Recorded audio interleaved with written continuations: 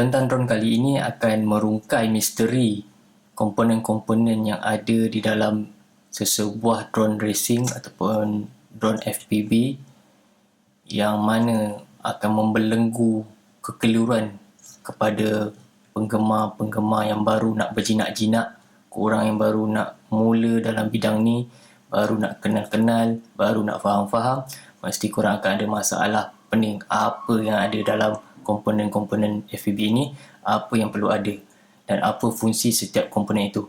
So, tak buang masa, jom kita saksikan. Dan sebelum itu jangan lupa subscribe guys. Tekan butang subscribe kat bawah, free je guys, tak payah bayar.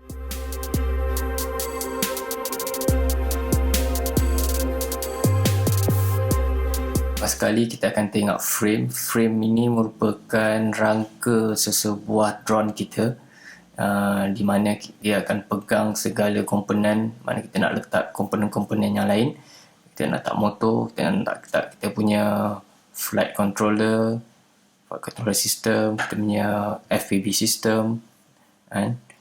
Dan kat sini kita ada dua jenis material. Material pertama ialah jenis daripada plastik. Okey, ini daripada plastik, dan yang ini daripada fiber carbon fiber. Terbalik ke? Tak terbalik. Fiber carbon. Bahasa Melayu fiber carbon fiber. Entah. Okey. So dekat sini kita ada macam-macam jenis design kat luar sana, macam-macam jenis bentuk yang korang boleh dapat, yang korang boleh tengok kat Google. Jadi size frame ni diukur daripada center motor di atas ke center motor bawah ni. Itu jarak sini ke sini, itulah jarak yang jarak size untuk menentukan size kita punya drone lah. Okey, untuk yang ni, frame yang ada di tangan saya ni, jarak center motor ke center motor sana adalah 230. Maknanya 230 mm besar. Okey, bagi yang ni pula, jarak center motor ke center motor adalah 85 mm. Okey, tu korang nak tahu dia punya size. Okey, kemudian komponen yang kedua kita nak tengok ialah motor. Di sini kita ada macam-macam jenis size, daripada besar hingga kecil. Okey, motor yang saya pegang ni adalah 2306 2450 kV.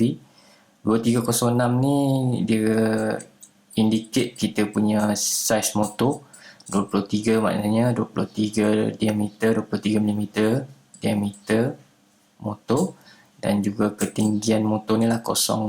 06 ni ketinggian tu 6 mm. Okey, untuk ini pula, ni motor kecil sikit, 1507, bermakna 15 mm diameter dan juga 7 mm ketinggian motor. Yang ni motor kecil ni untuk micro whoop 0802. So korang tahulah apa maksud 0802 tu. Okey, setiap motor kita ada nilai kV yang diberi, iaitu yang ni kV dia 2450, kV dia 3600 kV, 16000 kV. kV ni akan menentukan berapa RPM motor korang, kan, kelajuan motor korang. Okey, kedua kita akan tengok propeller ataupun prop, ataupun bahasa Melayu kita panggil kipas. So kipas ni ada macam-macam jenis size, macam-macam jenis bentuk. So yang macam ni kita ada 4 bilah, yang ni 3 bilah, ada yang 2 bilah. Yang 1 bilah saya tak pernah jumpa lagi. Kalau korang pernah jumpa 1 bilah, boleh komen kat bawah. Kita try yang 1 bilah macam mana nak pusing. Boleh terbang, tak boleh terbang kan.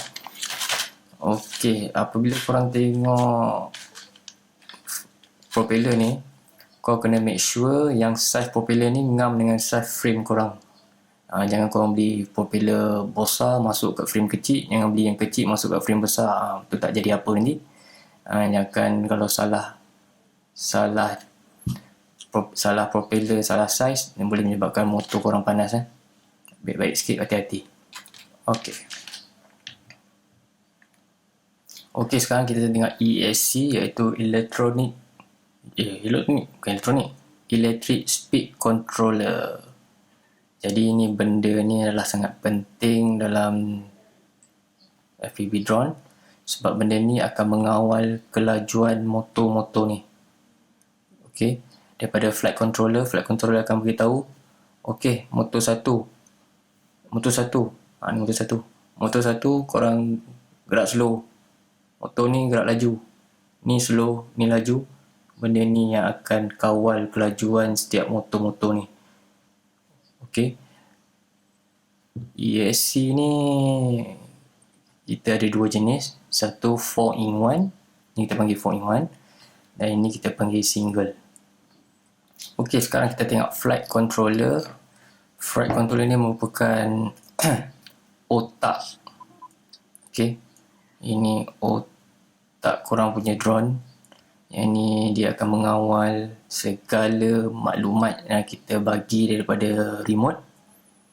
Dia akan melakukan pengiraan algoritma, segala pengiraan matematik yang sukar dapat dilakukan dengan lancar, dan maklumat-maklumat ini akan digunakan untuk menghantar signal-signal ke ESC, ke VTX korang, ke kamera. Okey, flight controller ni dia ada macam-macam jenis. Macam ni untuk saiz mikro, kecil. Ini bersaiz 30-30, maknanya lubang mounted ni 30.5 kali 30.5. Kemudian yang ini ESC, ni adalah flight controller all-in-one. Bermakna dalam flight controller ni kita dah ada distributor board. Maknanya power daripada bateri direct masuk ke flight controller lah. Okey, berbanding dengan ini tak ada. Ini power dia kita dapat daripada power distribution board ataupun daripada ESC yang ada power distribution board. Okey, seterusnya ialah kita nak tengok receiver remote ataupun RX kita panggil. Okey, RX ni kita ada macam-macam jenis brand, dan tiap brand ni dia tak universal . RX ni dia tak universal. Maknanya kalau kita pakai RX FlySky, kita kena pakai remote FlySky. Ataupun kalau kita pakai FlySky, untuk remote kita boleh gunakan brand Jumper, iaitu dia boleh gunakan mati protokol. Maknanya Jumper ni dia universal lah. Tapi kalau kita ada FlySky punya RX, kita nak pakai kat remote FlySky tu tak boleh. So dia ada dia tak universal lah. So ini FlySky, yang ini RX ni ialah daripada Team Black Sheep. So ini adalah pelaburan lah kalau korang nak pakai. Aku suggest korang pakai Crossfire daripada Team Black Sheep ni. RX ni dia akan terima signal daripada remote. So signal daripada remote akan diterima ni sebab ni pak, dia ada antena. Antena dia. So dia akan terima signal daripada remote pilot. Kemudian yang signal ni akan dihantar kepada FC. Okey, kemudian kita tengok kamera atau cam. Okey, cam ni merupakan mata kita. Inilah di mana FPV mendapat jolokan namanya. Ya. First person view. Kamera ni lah memainkan peranan penting. Okey, kemudian kita akan tengok VTX, iaitu video transmitter. Video transmitter ni digunakan untuk menghantar signal gambar kepada Google kita.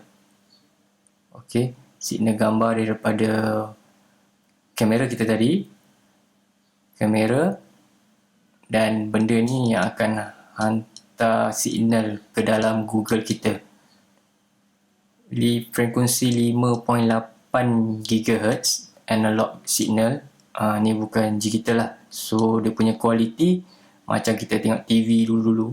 Nak kena adjust antena baru dia clear. So dia punya quality tu macam tu lah.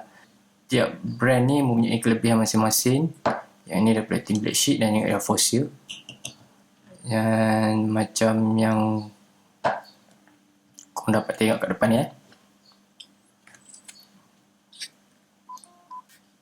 Okay, macam korang tengok kat sini dia tulis 25, 200, 500 dan 800 mW ni merupakan kekuatan pancaran watt yang boleh dikeluarkan oleh sesebuah VTX tu. So VTX ni sekarang dah boleh pergi sampai 1200 mW. Tapi korang kena ingat, semakin tinggi nilai miliwatt ni, semakin panas benda ni akan jadi sebab miliwatt ni dia menghasilkan haba je. Okey, VTX. Kita tengok antena. Antena ni merupakan komponen penting untuk kita menerima signal daripada VTX tadi ke Google kita. Google pun pakai antena. Daripada VTX tadi pun dekat quad kita pakai antena. Ada dua jenis. Satu ni jenis patch antena. Ni jenis patch antena. Dia panggil patches ni dia direct. Direct mana kalau contoh quad dekat sini, kita kena pancar direct dengan dia. Baru signal tu dia efisien. Macam ni, ikutlah. Kalau quad korang ke sana, kau punya nanti pandang ke sana. Baru dia kuat. Okay. Kemudian jenis kedua ialah Omni 360. Dia pancar 360 keliling. So dalam ni korang tengoklah macam mana bentuk cloth dia. Ni dalam ni yang akan memancarkan signal. Okey, ini merupakan komponen yang memberi tenaga kepada drone kita untuk terbang. Tak ada benda ni, tak ada function drone. Okey. Jadi kat sini pun dia ada macam-macam jenis. Jenis yang pertama ni ialah 4S kita panggil, iaitu dia ada 4 cell, 1, 2, 3, 4. Ini jadi 4S.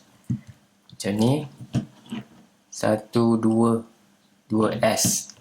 Macam ni 1, 2, 3, 3S. S itu merupakan kita panggil S tu ialah connect. Cara dia disambungkan itu melalui litas siri. Litas siri ke litas sesiri aku lupa lah dulu KH. Okey. Dan yang ini macam ni 1, 2, 3, 4 4 sel yang berbeza disambung secara siri. Kemudian kita tengok nilai milimah dia 1350 milliampere per hour. Okey, ni 1350 mah. Makin besar nilai mah ni, makin berat bateri korang. Jadi kau kena pastikan berat ideal untuk setiap quad tu dia berbeza. Jadi korang setiap penambahan berat ke atas drone korang akan memberi karakteristik fly yang berbeza, iaitu perasaan fly yang berbeza. Korang boleh rasa pakai 1350 dengan pakai 1500 sebagai contoh, korang dapat rasa beza penerbangan dalam sesebuah drone tu lah nanti.